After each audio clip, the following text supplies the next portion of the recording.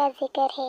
ایک کمل پور نام کا گاؤں تھا جس میں ستلی، سویٹی اور راجو ندی کے کنارے بیٹھے ہوئے باتیں کر رہے تھے اور ایک دوسرے کو کہانیاں سنا رہے تھے۔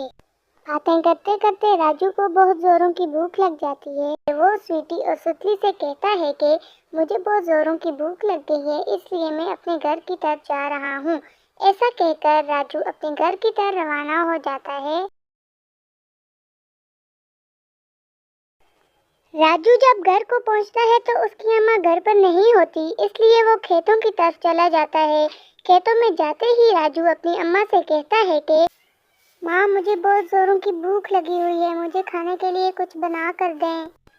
اماں کہتی ہیں کہ بیٹا، میں کام ختم کر لوں پھر گھر آ کر تمہیں بنا کر دے دوں گی۔ ایسا کہہ کر زلیخا کھیتوں میں کام کرنے میں مصروف ہو جاتی ہے اور جلدی جلدی اپنا کام مکمل کرنے کی کوشش کرتی ہے کہ گھر جا کر وہ اپنے بچے کو کھانا بنا کر دے۔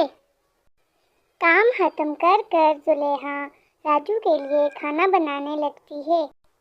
زلیخا کھانے میں آلو کے پراٹھے اور چٹنی بناتی ہے جو کہ اس کے بچے کو بہت ہی پسند ہوتی ہے۔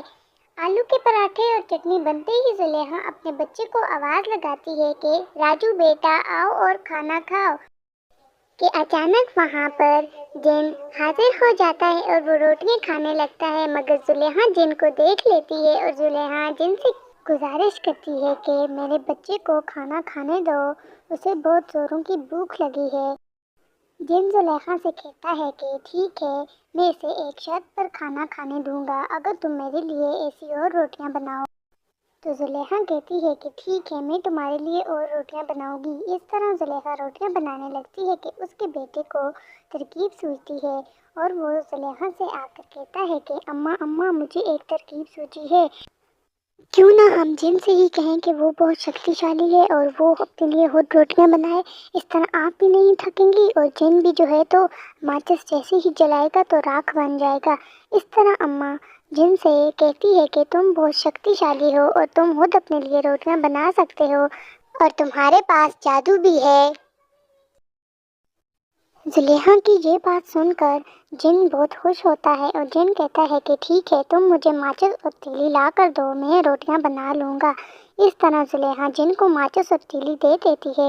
جن جیسے ہی ماچس کو پکڑ کر تیلی جلاتا ہے تو جن کو آگ لگ جاتی ہے اور جن تڑپ تڑپ کر یہ کہتا ہے کہ میں واپس آؤں گا، میں ضرور اپنا بدلہ لوں گا۔